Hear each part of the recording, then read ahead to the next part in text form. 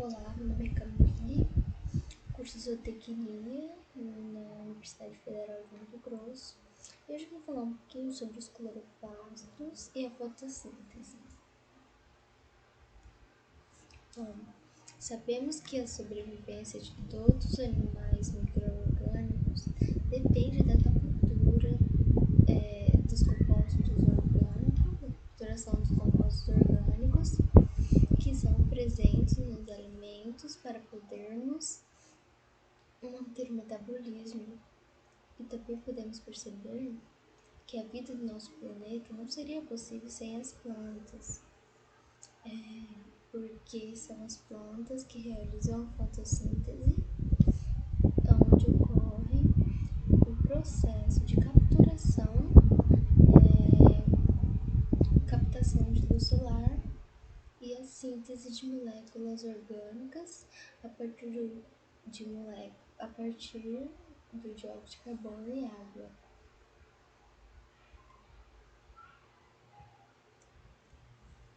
Aqui na pirâmide ecológica, na cadeia alimentar, podemos perceber que há uma diferença de energia de um para o outro, né?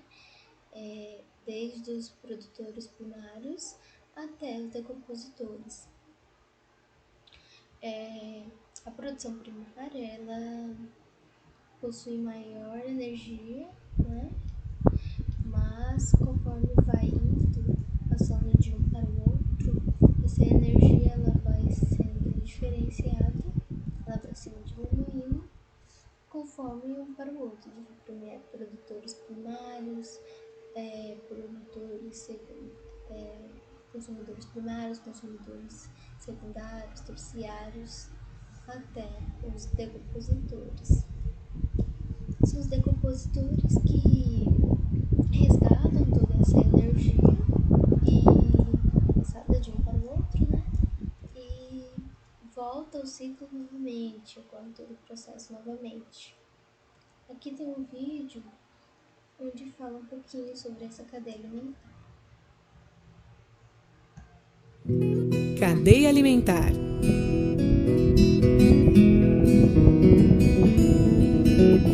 O sol nasce para todos. É uma frase bem verdadeira.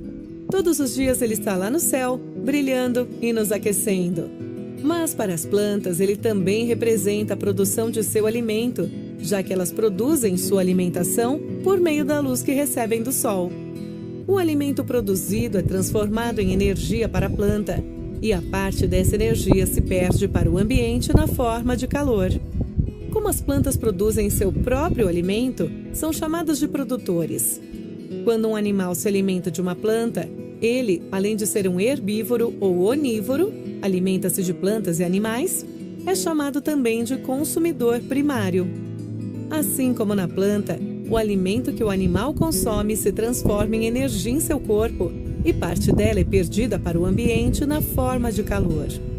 Se um ser vivo se alimentar de um consumidor primário, será considerado carnívoro, ou será considerado um onívoro se ele também comer plantas. Além disso, aquele que come um consumidor primário é chamado de consumidor secundário. Ao final da cadeia estão os seres decompositores, que são seres capazes de se alimentar dos seres que morreram ou de parte deles. Os decompositores devolvem para o ambiente os materiais que retiraram desses seres.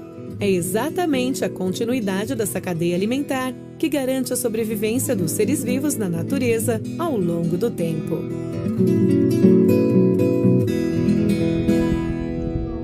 Esse vídeo resume bastante o que eu tenho falado. E agora a gente vai falar sobre o cloroplasto. O cloroplasto, ele nas plantas, incluindo as águas, a fotossíntese acontece graças à organela que é o cloroplasto. Ele é envolvido por duas membranas, a membrana interna e a membrana externa, e elas possuem um espaço intermembrana, e esse espaço intermembrana interior do cloroplasto, encontra-se o terceiro sistema intermembrana, que é chamado que é tilacoides, né? Que, como podemos ver na imagem, a membrana tilacoide são formadas por vesículas em formato de moedas, né? Que podemos ver, e essas vesículas, né? Esses daqui podemos ver são as lamelas, né? Essas vesículas achatadas. A membrana tilacoide, ela contém clorofila e outros pigmentos, né, que absorvem a luz, energia solar, que são essenciais para a fotossíntese. Cada pilha de tilacoide são chamadas de glândulas, né, que como podemos ver, grânio, deixa eu ver, cada um desses são chamados de grânio, né? São essas moedinhas que são chamados de grânio. Os espaços entre o tilacoide e a membrana interna é preenchida pela matriz chamada de estroma. Aqui é o estroma que está entre o grânio, que é o tilacoide, né, e a membrana interna e a membrana externa. O cloroplasto, ele apresenta o seu próprio DNA e o seu próprio ribossomo. E o cloroplasto, ele apresenta o seu próprio DNA e ribossomos que sintetizam algumas proteínas. O plastoglóbulos armazenam os lipídios no interior do cloroplasto. E vou mostrar um vídeo onde eu mostro que as membranas tilacoides, esses pigmentos verdes aqui são os tilacoides, a clorofila, isso aqui são as clorofilas, e o movimento dos cloroplastos é devido aos filamentos de citoesqueleto que é denominado como citose. Excelente.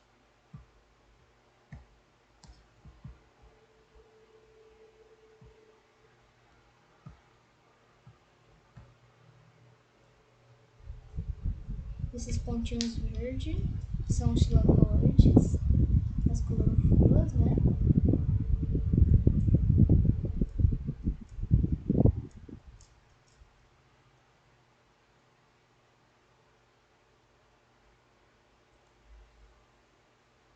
Só para ver como são os movimentos deles, né? Dentro da membrana.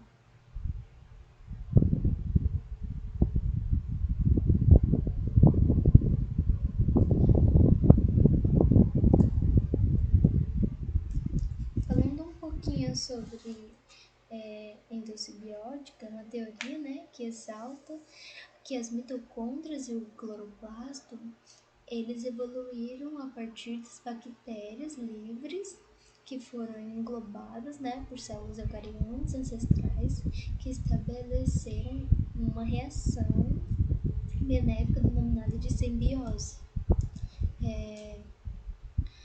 Além da presença estrutural, como podemos ver aqui, elas são bastante semelhantes, né? Possuem as formas bastante iguais, tá vendo? Os movimentos, ó, são bastante similares. Essas organelas apresentam similaridades, né? Por exemplo, no cloroplasto, realiza a conversão energética por mecanismo quimiosmótico de maneira bastante parecida com a mitocôndria, né? Assim como as mitocôndrias, os cloroplastos também possuem DNA, RNA e ribossomos próprios, podendo produzir partes de sua proteína e se autorreplicar. Aqui também temos características que apoiam essa teoria. O cloroplasto e a mitocôndria assemelham-se bactérias em tamanho e forma, além da semelhança genética e bioquímica, o que sugere que possa ter ancestrais procarióticos. Os cloroplastos e mitocôndria possuem DNA e ribossomos próprios. DNA de cloroplasto e mitocôndria são bastante diferentes daqueles existentes no núcleo da célula, e as duas organelas possuem seu próprio sistemas membrais internas e a presença de duas membranas revestindo-as. Tanto o cloroplasto quanto a mitocôndria possuem capacidade de autoduplicação. Foi basicamente o que eu acabei de falar. O cloroplasto, ele utiliza a luz do sol para fixar o carbono, né?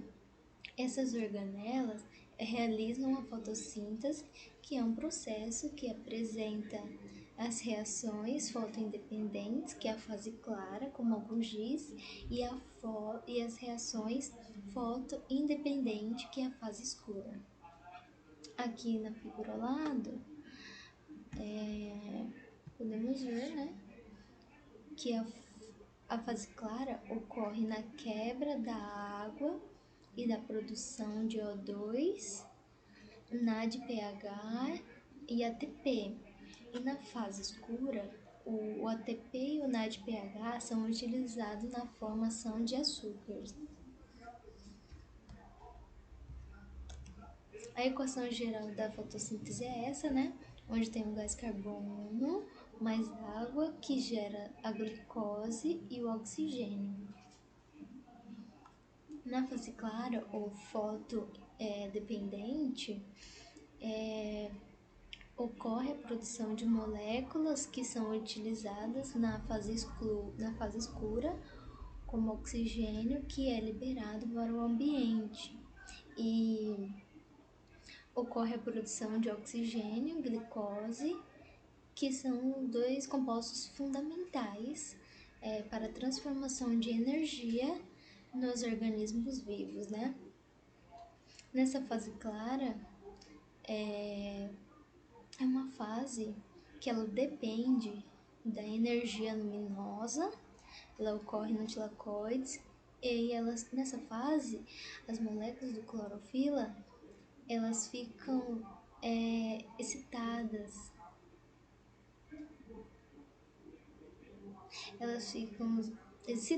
pela energia solar, elas ficam em movimentos pela essa energia solar, e elas cedem elétrons que são transformados por componentes da membrana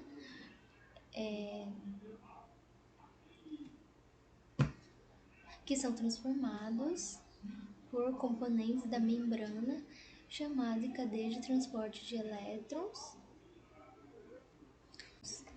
para o seu aceptor final, que é o NADP, que passa para o estado reduzido e forma o NADH.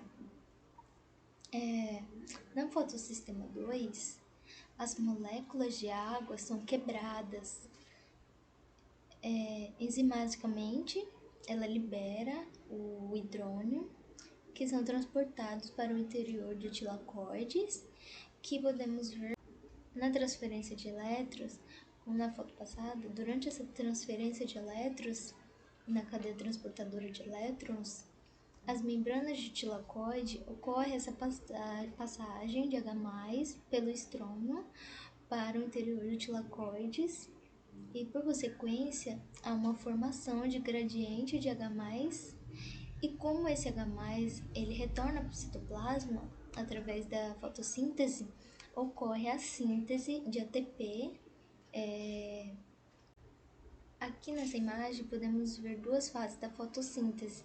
Antes era chamada de fase clara e fase escura, mas que hoje mudou sua forma, o nome, né? A fase fotoquímica, reações do tilacoide, que ocorre a fosforilação, reação luminosa, que é o esquema Z. E a fotossíntese na fase bioquímica é a reação do estroma, onde possui o C3, C4 e C2, que é a reação da carboxilação, no ciclo de Calvin. Aqui tem um vídeo sobre a síntese de ATP, onde mostra o interior de uma folha e como tudo acontece.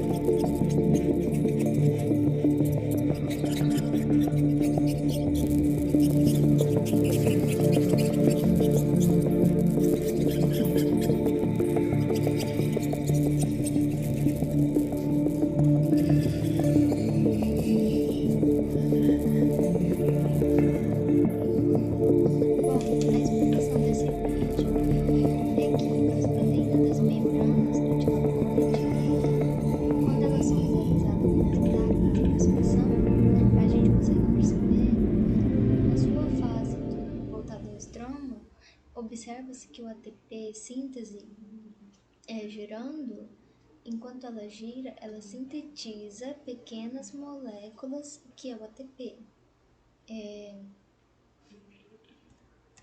Falando um pouco sobre a fase escura ou fotointerdependente, é nessa etapa que ocorrem reações, a fixação de carbono. Ela não precisa de luz para ocorrer e o ATP, quando ele é girado, quando ele é girado pelas reações da fase clara, serve como fonte de energia, e o NADPH é utilizada para a reação da utilização para converter o CO2 a carboidrato. Reações de fixação de carbono, ela se inicia no estromo do cloroplasto, e onde gera o açúcar e é exportado para o citosol, né, onde é usado para produzir a sacarose. E essa sacarose ela é importada para atender as necessidades metabólicas do tecido vegetal. Além disso, a sacarose ela é transportada para o tecido de armazenamento, e a glicose ela é convertida através dessas reações bioquímicas ela é convertida em glicose e é estocada em forma de amido. Ocorre a fixação de carbono, gera açúcar, é exportado pelo citosol, ocorre a produção de sacarose e, através das reações bioquímicas, é convertida em glicose e que é estocada em forma de amido. Bom, trazendo para os nossos dias atuais, os alimentos que é rico em amido, a gente tem, por exemplo, o arroz e a batata, elas, quando ingerimos esse alimento rico em amido, estamos ingerindo a glicose, que é gerado pela fotossíntese. Como aqui nessa foto, a gente consegue perceber que esses grãos de amido, essas bolinhas azuis, são a glicose, que é ingerido no intestino, produz moléculas de glicose, que elas são utilizadas como fonte de energia para o nosso corpo. Aqui tem uma microscópica, vista como microscopicamente, como são esses amidos dentro do nosso corpo, do nosso organismo.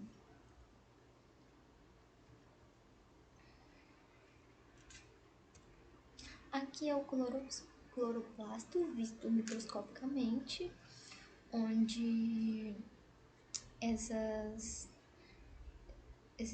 risquinhos amarelos, eles são as bolsas membranosas que contêm clorofila, que são os tilacoides, né? O que são os tilacoides dentro do cloroplasto. Aqui a gente consegue ver um processo de uma folha, várias etapas aqui. Aqui é a fotossíntese, estruturas envolvidas, né, referente à folha. Aqui a gente consegue ver a célula clorofilada, onde possui o cloroplasto. E aqui no cloroplasto a gente consegue ver os tilacoides, né, que tem um crânio. Aqui a gente consegue ver a membrana externa, né, na parte superior, e a membrana interna na parte interior. E aqui é o complexo, né, de antena, que fica na membrana tilacoide. A diferença quimicamente entre a clorofila A e a B é que ocorre aqui na sua estrutura molecular,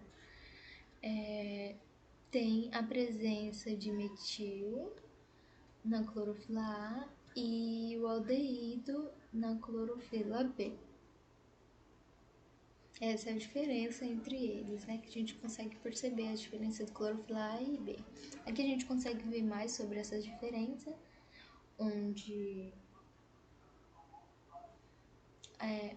as diferenças radicais entre a clorofila E, né, que é o metil, que é ligado no C3, e na clorofila B, o aldeído é ligado no C3. A diferença entre a cor das clorofilas, né? Na clorofila A ele é um verde azulado e na clorofila B ele é um verde mais amarelado. A solubilidade na clorofila é o éter de petróleo e na clorofila B é o álcool metílico. A absorção luminosa, quando é na clorofila A, azul escuro possui 420 a 430 nanômetros e o vermelho longo é maior de 700 nanômetros.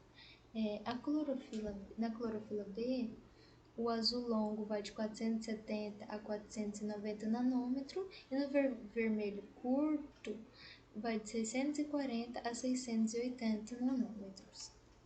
Os pigmentos fotossintéticos, né, das clorofilas, os pigmentos clorofilanos, né, na clorofila A é um pigmento essencial e na clorofila B é um pigmento acessório, né. Então, a clorofila é a mais importante, né, por ser um pigmento essencial. Aqui, como podemos ver na adaptação ecológica, nessas fotos a gente consegue ver várias cores, né, diferentes nas folhas, na mesma planta, e isso ocorre pela oxidação através da luz solar e ocorre esse estresse luminoso, onde acaba ocorrendo a modificação das cores da folha, né? E isso é por conta do excesso, né, de energia solar sobre elas, que elas não são apropriadas para isso. Aqui podemos ver que na folha de sol o número de moléculas de carotenoide é maior que o número de moléculas de clorofila. E na folha de sombra, o número de moléculas de clorofila é maior que o número de carotenoide. Aqui a gente consegue ver através dessa foto, onde a gente consegue ver melhor sobre isso. A folha de sol possui bem maior os carotenoides, né? E na folha de sombra possui maior de clorofila. Percebemos que as parênquimas têm diferentes tamanhos entre as folhas de sol e a folha de sombra. A função dos carotenoides é absorver a luz que é transferida para a clorofila A. Bom, esta foi minha apresentação, espero que possa ter contribuído de alguma forma, né? E desde já, muito obrigada.